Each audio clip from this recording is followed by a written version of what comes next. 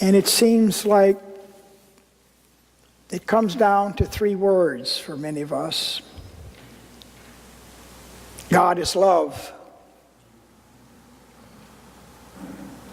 Life is sacred. As we heard in the reading this morning, we're all created equal, of equal worth and dignity. No exceptions.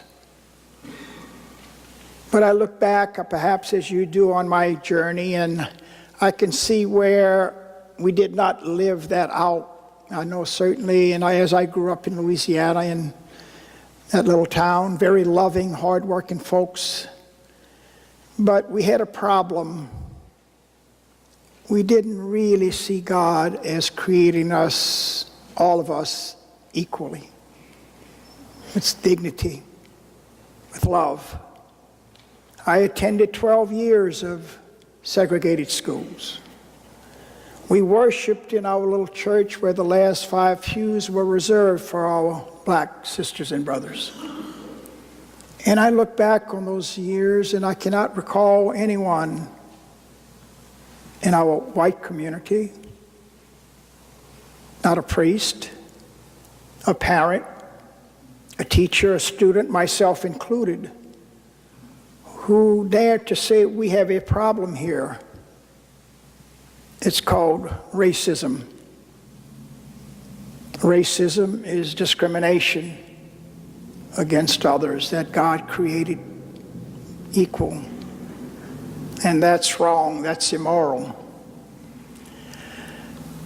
Somehow we made God our partner in discriminating against others. We often do that. Leaving that little town years later, I entered the military. It was during the days of Vietnam. I was a patriotic young man, as I am today. I became a naval officer and thought of making the military a career. Volunteered to go off to Vietnam. Once again, we made God our partner in going off to war. They said our cause was noble. I believed them. We were going to be the liberators.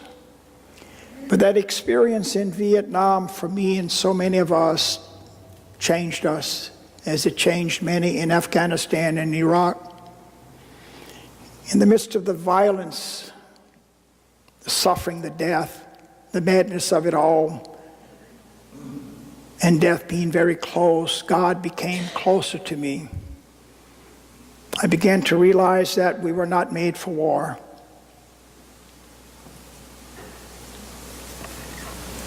I felt this call to be a priest from our God.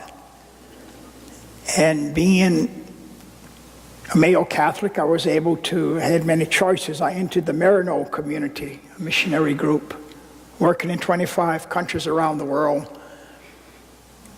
After being ordained way back in 1972, I was assigned to our mission work in Bolivia, where the poor became my teachers, living in this barrio for 5 years.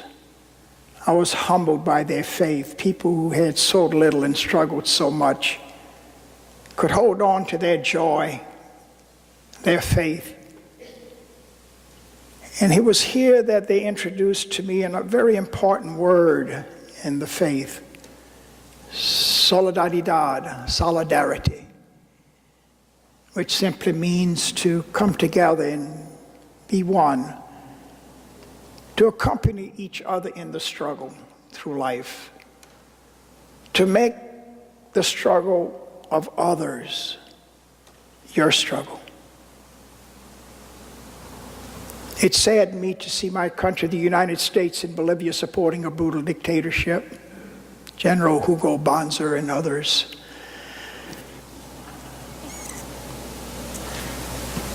I began to speak out, as so many there did, as the jails filled up. Many were killed. In my 5th year, I was arrested and was expelled from the country. And it was then that I and many in our country, many from the Phoenix area, became very involved in El Salvador. After Archbishop Romero was assassinated, 4 church women raped and killed by the military two of them good friends. And when we went to El Salvador, once again we found our country deeply involved, giving guns and training to those doing the killing. I had never seen anything like El Salvador. It was the slaughter of the innocents. I was more frightened there than I was in Vietnam. I came back and I could not keep quiet. We spoke out against what was going on there, being carried out with our tax money, done in our name. And when Salvadoran soldiers, hundreds of them, went to Fort Benning to start training, I and others went there to do a nonviolent protest. It was a humble act of solidarity, no more. We were arrested and sent to prison for a year and a half. And prison was hard, lonely at times, but our life had meaning there. We knew why we were there. It was about solidarity. It was about our faith, living it out. We got out of prison and joined tens of thousands trying to stop the killing in El Salvador. We could not do it. Our voices were not strong enough. And then they killed 6 Jesuit priests, 1989, a young mother and her teenage daughter, Selena. And this made the front pages of our newspapers. Members of Congress went to investigate, came back reporting that those responsible were trained at the U.S. Army School of the Americas at Fort Benning, Georgia. And that's when I and a small group went there to start the School of the Americas Watch, to investigate, to do research, and learn how serious this issue was. Over 50,000 soldiers had been trained here to date. They came here to learn combat skills, and they returned to their home countries, and the targets were the landless campesinos, the farmers, trying to make a living on $1 a day. There were the faith leaders like Archbishop Romero, the Jesuits, the nuns, and others, healthcare workers, labor leaders, and others. They were the targets of those trained here. We put the word out, let us gather every November, that weekend before Thanksgiving, to gather at the main gate of Fort Benning, home of the School of the Americas, and call for its closure.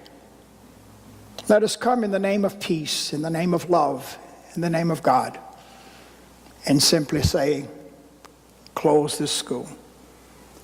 And we began with that small group of 10, and our numbers just blossomed to 1,000, and 5,000, 10,000, 20,000, and it brought us great joy, especially to see as the thousands gathered there, more than half now college and high school students, parents coming with their children, senior citizens coming, military veterans and others, nuns. It was a very diverse, large group, but we were speaking with one voice,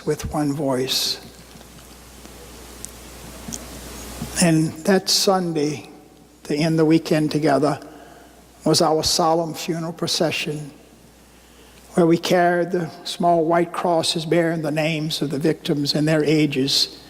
And after their names are called, the thousands would say, Presente. And it's here that we touch on the sacred. Many of us weep. It's liturgy at its finest. I'm happy to report that 6 countries now have pulled out of the school: Argentina, Uruguay, Bolivia, Venezuela, Ecuador, and Nicaragua. We're not going away. We're keeping our hands on the plow, as they say in the scriptures. We will continue to gather at the main gate of Fort Benning. I know I've met over the last couple of days, some of you have been with us, and that's been a blessing. And we invite you to join us in the future. We're not going to go away until the school is shut down, until our sisters and brothers of these countries can live without fear and violence. But it was in this struggle for justice, traveling into so many churches and colleges and peace groups, talking about this grave injustice of U.S. foreign policy in Central America and Latin America, I met as a Catholic priest many devout Catholic women who shared with me their deep faith and their call to priesthood. And what I heard kept me awake at night. What I heard defied logic, contradicted our faith, what we profess as Catholics and most people of faith, that our loving God created us all equal. As we heard in the scriptures in Galatians, there is neither male nor female, in Christ you are one. As Catholic priests, we all say that the call to be a priest comes from God. Therefore, I began to ask myself and my fellow priests, how can we as men say that our call from God is authentic, but your call as women is not? And that began to poke that beehive of patriarchy. And wherever I began to speak now, which is throughout the country, I also included this injustice closer to home in my church, in our church, the Catholic Church. And I was warned first by my religious superiors in New York, and then after attending the ordination ceremony of one of the many women called where I presided and also was one of the homilists, I received a very serious letter from the Vatican saying that I must recant, they said, my public support for the ordination of women, or I would be excommunicated. I withdrew into silence and solitude and prayer for a week and sent back my response simply saying that as Catholics and most people of faith, we're always taught about the primacy of conscience, how sacred our conscience is, always urging us to do what is right and what is just. And I simply said that what you're asking me would betray my conscience. It would be a lie. I cannot recant. And then the years unfolded, 2 years went by, and I received a couple of more canonical warnings. And then just last year, the final letter came saying from Pope Benedict just 4 months before Pope Francis was installed as Pope. I sometimes wonder if it would have been a little different. I don't know. But the letter from Pope Benedict said that I was now expelled. And I must say, all of us have been. No one is a stranger to hurt, rejection, pain. And that hurt. I had never been through an experience like that before. To be expelled from the priesthood after 40 years, in my Maryknoll community after 46 years. This was most painful because this was family. Brothers I had known and worked with for so long. And I wrote back a simple response and simply said, yes, it's very painful, it hurts, I'm saddened. At the same time, I had no choice. I could not betray my conscience and will accept the consequences, whatever they be. I also had to say, though, which I believe deeply, I said, you can dismiss me, but you cannot dismiss the issue of gender equality. This discussion is going on not only in our church, in society. And in our church, the Catholic Church, the polls are showing, including Catholic polls from universities, the majority of Catholics support the ordination of women. And let me just say in closing that I've learned a lot in this experience over this last year. There's been a lot of anger, bitterness that we all experience, sadness, sorrow, disappointment. But we can't let that dominate us. Like Nelson Mandela said when he left prison after 27 years, he said, you know, if I hold on to my anger, my bitterness, my hatred, I will continue to be imprisoned. And I'm happy to say that the joy attacks have come back. I'm finding, rediscovering that joy and being here at the concert last night and with Joyce and Marie and all of you today. I'm rediscovering that hope in your community, how inclusive you are, how this brings joy to my heart to see this, to experience this with you today. And lastly, I've got a glimpse, just a glimpse, over what so many of our sisters and brothers, so many of you have experienced in your journey. When it comes to discrimination, people of color, women in churches who are excluded, not treated as equals, our large LGBT community and what they experience in churches and society for centuries. And really, in the midst of everything, I'm filled with hope because I know, as you do, that any movement that is rooted in love in God, that is rooted in justice and equality, cannot be stopped. And again, I'm filled with hope because I know that one day in my church, there will be women who will be ordained as priests, and I hope to see it while I'm alive. There will be, I do believe, marriage equality. There will be this oneness, this equality.